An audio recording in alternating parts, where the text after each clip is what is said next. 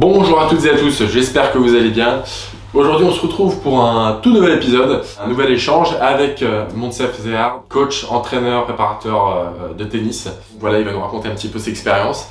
Et sans plus attendre, je vous laisse visionner cette petite vidéo. N'hésitez pas à me dire en commentaire ce que vous en avez pensé. On met un petit like, on s'abonne, ça fait plaisir. Merci beaucoup et bon visionnage. Salut Moncef. Bonjour à toi, merci de m'avoir invité. Avec plaisir, merci à toi d'être venu. Donc tu es entraîneur, coach de tennis international, du coup. Donc je te laisse un petit peu te présenter ton parcours, parce que tu en es arrivé là, etc. Ok, donc en fait moi, avant d'être entraîneur, j'étais joueur international, donc j'étais 700 ATP, donc il y a quelques années d'ici, il y a une quarantaine d'années. Après, j'ai passé mon BE dans les années 80 et en fait dans ma carrière professionnelle, donc enseignant, il y a eu 3 étapes les plus importantes. C'est quand j'ai commencé, donc en Seine-et-Marne à Torcy, où j'ai pris un club pendant 11 ans, où j'ai eu beaucoup de résultats. On a formé des jeunes en seconde série avec un travail très important avec le président. Okay. Après j'ai passé, il y a eu une année dans un club au Péreux où il y a eu 900 adhérents, comme c'est un gros club, et puis j'ai fait la transition et je suis allé à la Ligue des Hauts-de-Seine où j'ai travaillé pendant 10 ans dans cette ligue. Et la 3e étape, c'est quand je suis parti de la ligue, j'ai créé une société avec un ami pour gérer des joueurs internationaux et pour faire des interventions auprès des sociétés au niveau de la préparation mentale et tout ça. Voilà. Okay. Un petit peu les trois grandes étapes de ma carrière, et ça va faire une trentaine d'années de travail, quoi. Ok, voilà. Ce qui est déjà pas mal.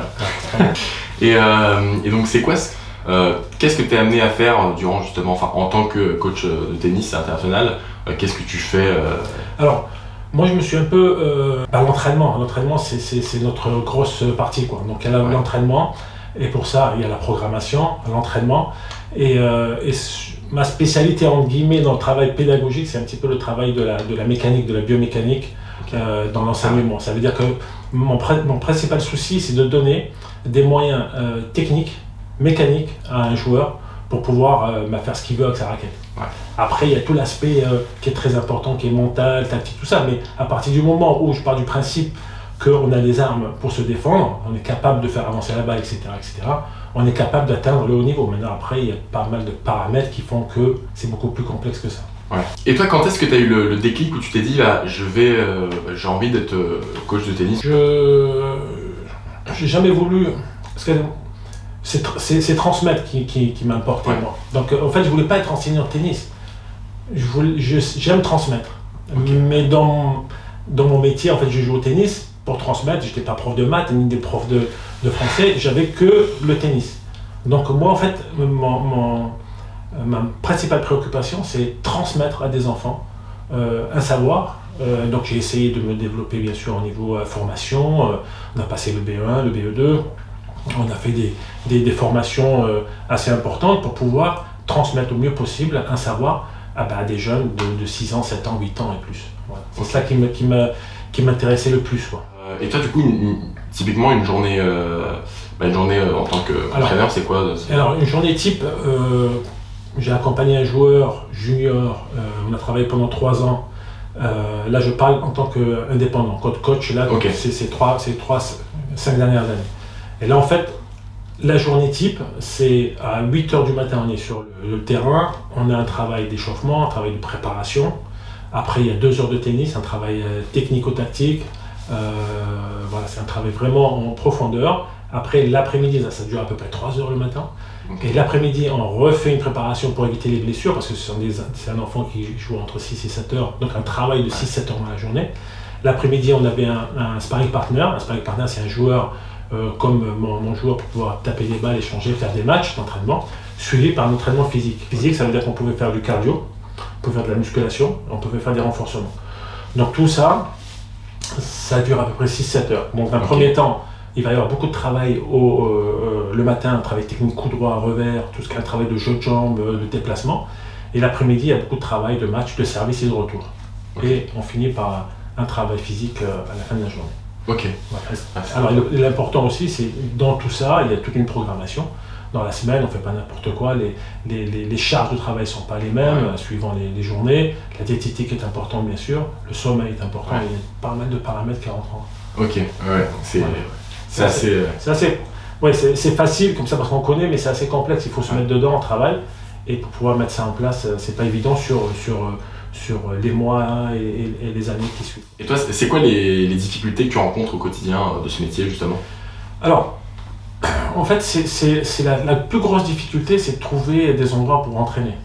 Parce qu'en fait, en France, il y a un système qui est mis en place par la Fédération française, qui est d'ailleurs très très bien. Il y a la fédération, il y a les entraînements dans les ligues, là où j'ai travaillé, il y a les clubs, et tout ça, c'est bien déterminé. Et quand on arrive en indépendant, en fait, pour trouver un endroit, il faut payer les terrains. Payer les terrains, on rentre dans un club où il y a déjà des entraîneurs.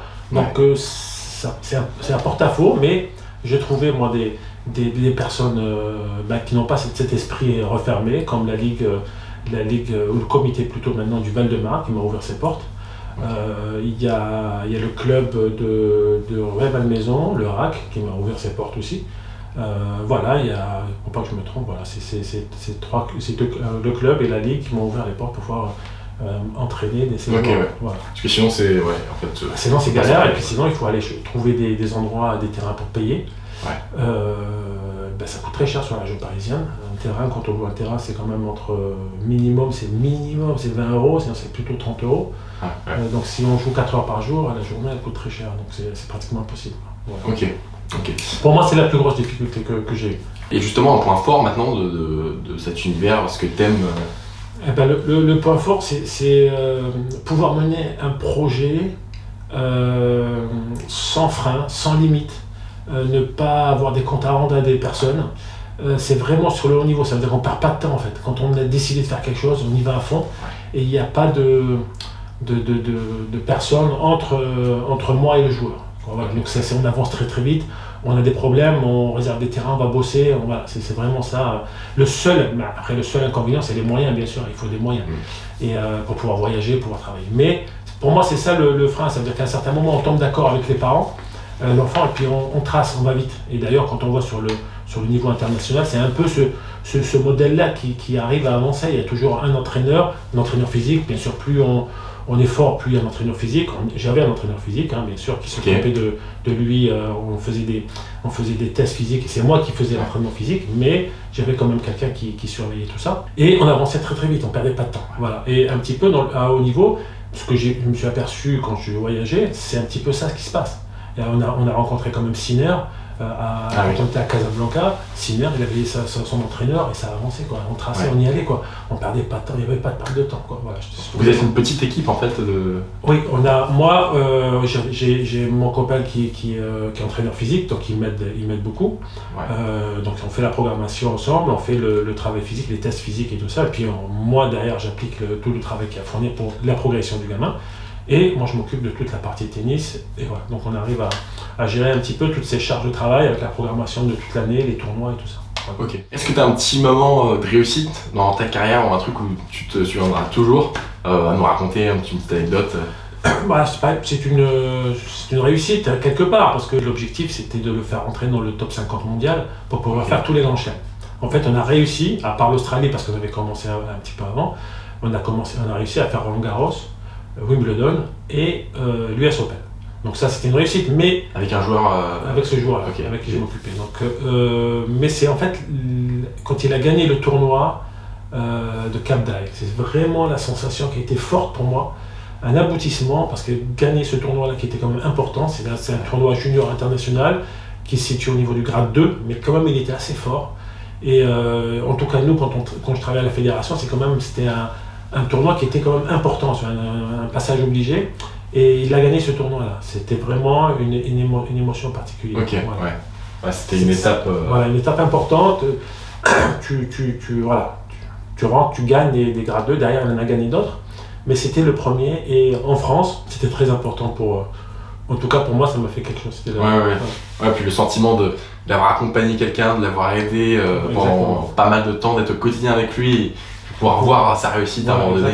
Même comme l'affaire Roland Garros, Wimbledon, c'était quelque chose d'extraordinaire, mais émotionnellement parlant, c'est Cap d'Aille qui était pour moi plus important que d'avoir suivi, parce que Roland Garros, qu'est-ce qu'il a fait?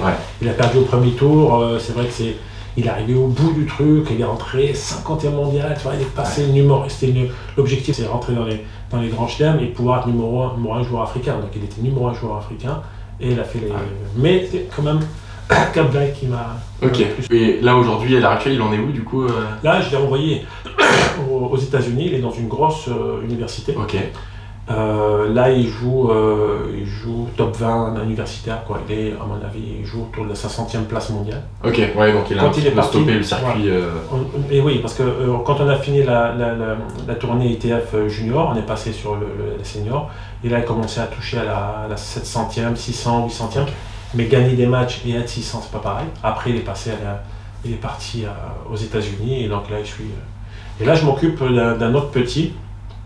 C'est beaucoup plus complexe, mais parce que là, c'est plus la fédération, c'est les papas qui essayent de l'amener. Donc, c'est un gamin qui est toujours nord-africain, qui est parmi les 5 meilleurs. Quoi. Les 5 meilleurs de sa catégorie, il a 14 ans. Ok, voilà. Donc c'est assez prometteur. On espère. Alors maintenant, je vais te demander de me donner 3 mots pour définir, après c'est toi personnellement, pour définir un bon salarié. Donc un bon salarié dans tous les métiers confondus, quoi.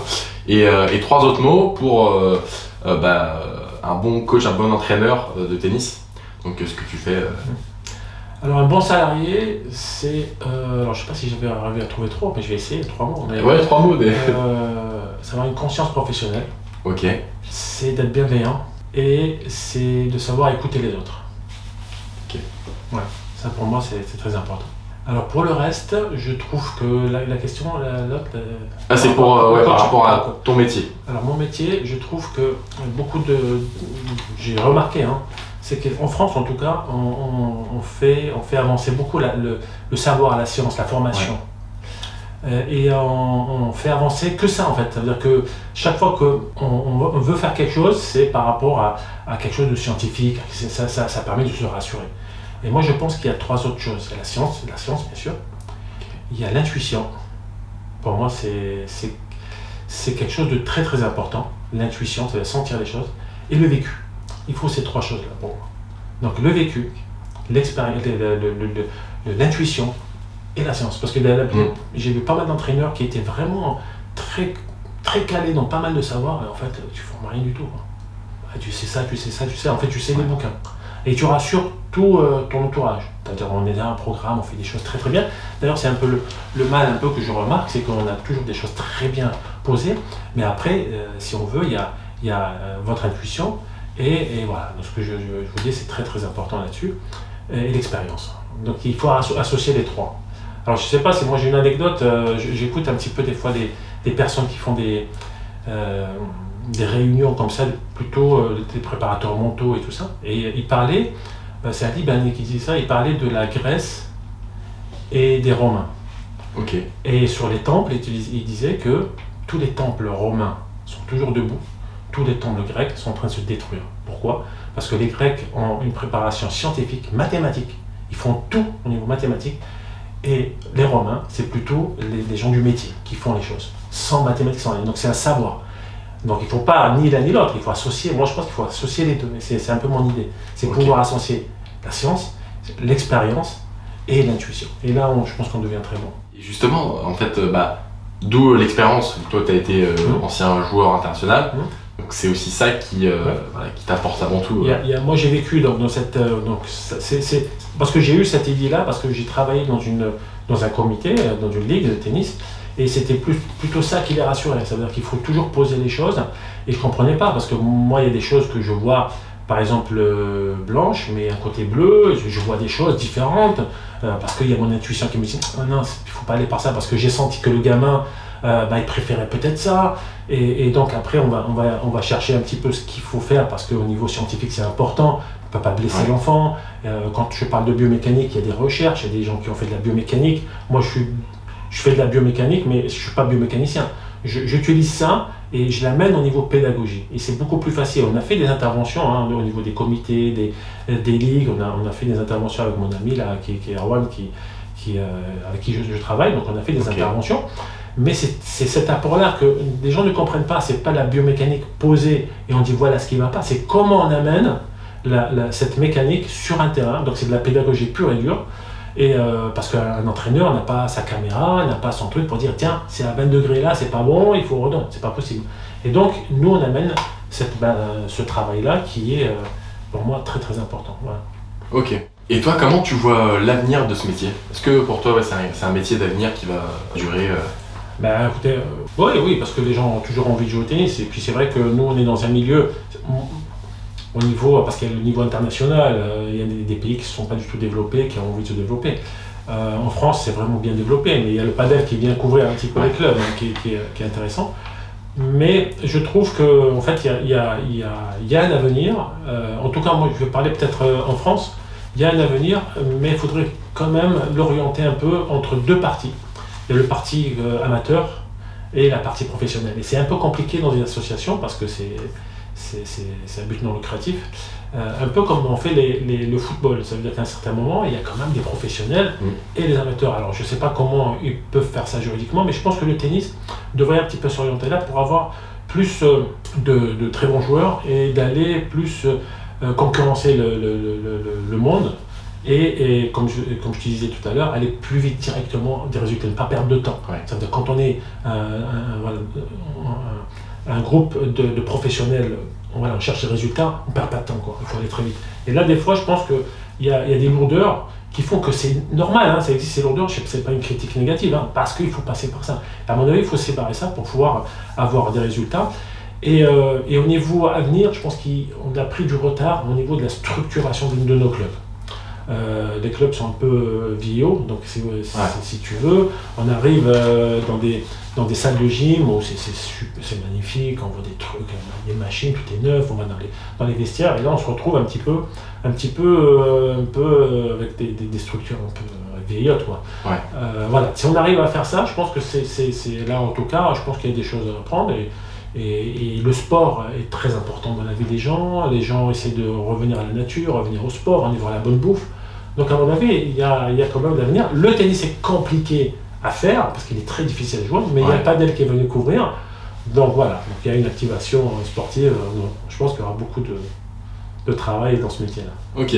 Voilà, il y a le pickleball aussi qui petit à petit, bon c'est beaucoup moins développé que le paddle, mais... Le paddle c'est en train de monter parce que dans le Val-de-Marne, là, je ne sais plus, là il y a un club qui s'est monté... Sucy... Non, si c'est Sucy.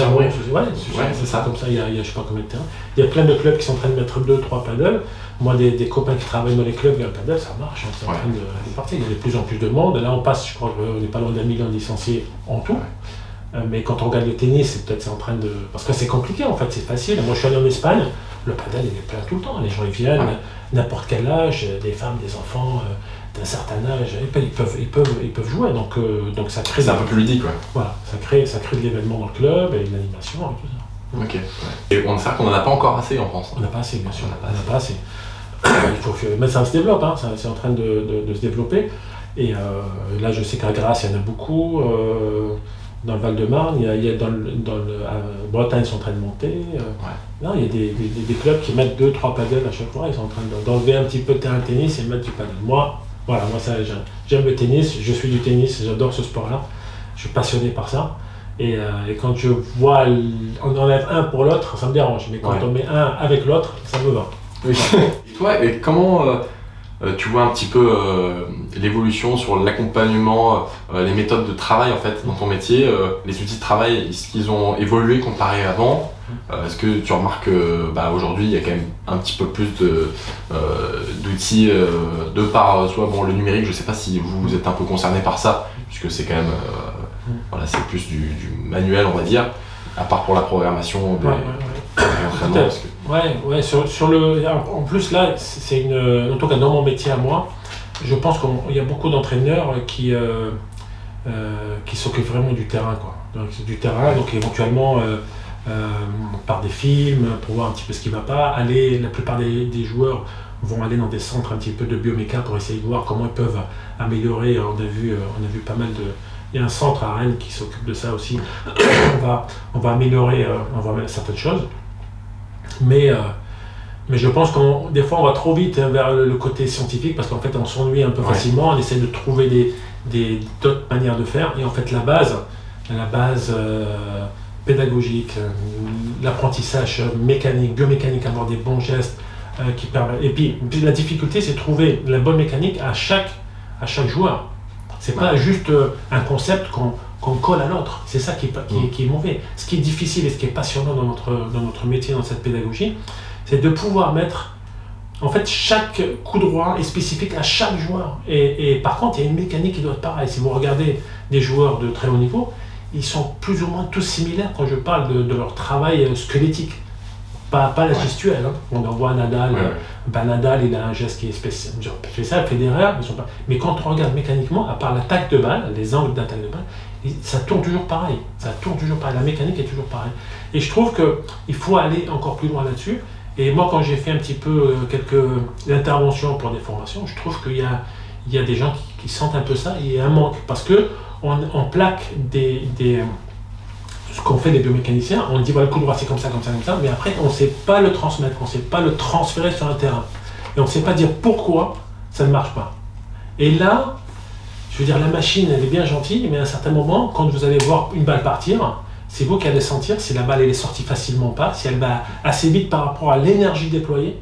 Et ça se complique. Alors je ne sais pas à quel moment on peut mettre une machine sur un être humain pour voir l'énergie développée. Et puis la vitesse, si ça ne correspond pas, je pense qu'on n'est pas encore arrivé là. Mais c'est ça où on a encore du travail devant nous. Et je pense qu'il n'y a pas beaucoup d'entraîneurs qui soient capables de maîtriser tout ça. Voilà. Ça, je pense, qui est important. Après, il y a tous les paramètres préparation mentale. Je pense que des fois, on en fait un peu trop. Moi, pour ma part, je pense qu'on en fait un peu trop. Parce que dès qu'il y a un problème, c'est la préparation mentale. Mais c'est vrai que c'est important. Et d'abord, moi, je suis un petit peu Tony Nadal, qui disait que d'abord sur le terrain, il faut savoir se tenir, savoir répéter, savoir travailler sur le terrain, et ça c'est le premier travail mental. À un certain moment, il faut savoir quand même se dépenser, travailler, répéter, pour pouvoir avoir une base. Et après, on a des problèmes, des moments dans des points, on peut lâcher un petit peu parce qu'on a un peu peur et tout ça. Là, il faut travailler. Voilà, donc c'est assez large, mais il y a beaucoup à faire encore. Ok, ouais. C'est un peu plus... c'est assez complexe en fait, quand même. C'est complexe, parce que les informations viennent de partout, et c'est là où il faut pouvoir synthétiser et travailler en fonction de son vécu et de son intuition. Et moi je parle toujours de ces trois principes, il y a le scientifique, l'intuition, voilà, donc et l'expérience. Et ça, tu remarques quand même, par exemple, il y a 10 ans en arrière et aujourd'hui, des changements justement sur les façons de... Écoutez, moi je pense que je vois quelques entraîneurs qui sont capables de faire des choses plus intéressantes qu'avant. Et je trouve par contre des gens de moins en moins passionnés. Des gens qui font leur boulot, c'est tout. Parce qu'il faut gagner sa vie, et voilà. Et avant, par contre, je trouvais des gens qui étaient moins précis, mais qui avaient une passion. Et transmettre cette envie-là, moi, si je devais faire quelqu'un de compétent, quelqu'un qui transmet l'envie et la passion, je préfère celui... Moi, mon fils est en train de jouer au tennis, et je préfère un entraîneur qui lui transmette l'envie de jouer que d'être compétent. Pas qu'il fasse pas n'importe quoi non plus. Mais moi je trouve qu'il y a des gens qui sont de plus en plus compétents dans leur jeu, mais je trouve qu'il y a beaucoup de personnes qui, pourquoi je sais pas, peut-être c'est sociétal, hein. Les gens font leur boulot et je trouve qu'il y a moins de passion, quoi. Il y a moins d'entraîneurs. Quand j'ai commencé à jouer au tennis, il y a toujours un entraîneur qui vous marque, qui vous amène à jouer au tennis. Et là, on voit, moi, à mon avis, on voit beaucoup moins. Par contre, oui, il y a des entraîneurs qui sont de plus en plus compétents. Oui. Ok. Comment tu pourrais améliorer la façon de travailler ensemble afin que tout cet écosystème autour du tennis et puis même dans le monde général de l'entreprise, améliorer la façon de collaborer ensemble, que les salariés travaillent mieux, je pense que, alors c'est vrai que ça c'est peut-être le management, moi je suis pas très calé là-dessus, mais quand même, parce qu'on fait quand même du management, c'est de pouvoir avoir le même objectif. Et encore une fois, on a le même objectif, et comment y aller. Et c'est là où c'est important, c'est comment y aller, parce que moi je peux y aller par là, vous pouvez aller par là, l'autre par là. Donc c'est là où il faut laisser un petit peu cette liberté et d'aller sur le même objectif. C'est-à-dire que si on veut aller à un endroit précis, si moi je vais aller de l'autre côté, il va y avoir un problème. Donc je pense qu'il y a un objectif commun. Et la bienveillance, moi je pense que pour moi c'est quelque chose de très très important. La bienveillance, savoir entendre l'autre, savoir écouter l'autre, être bienveillant. Et ça c'est... Puis en fait, notre monde, j'en parle d'international, c'est des chiffres en fait. Donc quand vous avez une société qui fait 2 fois les bénéfices, 3 fois les bénéfices, on est content. Mais comment on le fait? Au détriment de quoi? Et là on se rend compte que au niveau société, on est en train de tuer notre planète parce qu'on atteint des objectifs incroyables, on a des gens super compétents. Moi je disais à une personne, à ma femme en l'occurrence, que toutes ces têtes qu'on a dans le monde, ils sont en train de nous amener vers la faillite, quoi. Ils vont détruire notre planète parce qu'ils sont tellement compétents dans un domaine qu'on ne voit pas comment on peut, et dans une société ou dans un entraînement, où on ne peut pas, par exemple, pousser un enfant parce qu'il est blessé, parce que si on est blessé, c'est fini. Donc c'est cet état d'esprit que je trouve que, alors peut-être je vais peut-être un peu trop loin, mais je trouve que c'est cet état d'esprit qui va nous sauver, que ce soit dans un face-à-face avec mon joueur, dans une société ou dans le monde, quoi. C'est là où ça peut nous faire avancer un peu plus.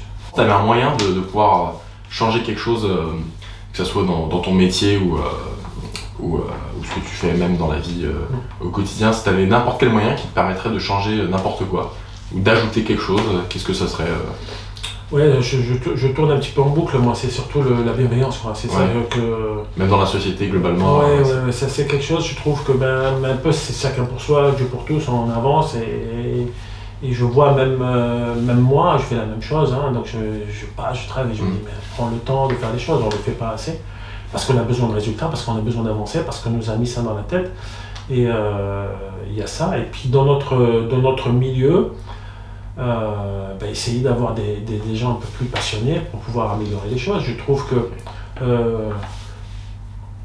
par exemple, dans un club de tennis, on arrive, on a des caméras qui filment pour les joueurs, mais il n'y a pas d'être humain qui vous accueille, qui vous explique, qui vous dit comment faire, qui vous aide. Moi, j'ai travaillé dans un club au Péreux où je ne comprenais pas pourquoi le club marchait aussi bien, parce que juste il y avait une personne qui était là, qui prenait le temps d'expliquer, de conseiller. Quand on voit un responsable de club qui passe dans son club, qui voit des gens jouer, la plupart du temps il passe, et là, la personne s'arrête et elle conseille, et elle donne un petit conseil, parce que c'est rien du tout, mais c'est énorme à la fois. Voilà, c'est ça que j'aimerais, si j'avais une petite baguette magique, et pouvoir être, c'est vrai qu'on est, en tout cas la fédération française, c'est un bateau énorme. Ouais. Donc c'est vrai que c'est compliqué de trucs. Mais en tout cas, dans un club, ou dans la société, c'est voilà. Pour moi, le maître mot, c'est la bienveillance qui est très compliqué à nos jours de mettre en place, quoi. Ok. Et parce que c'est quand même.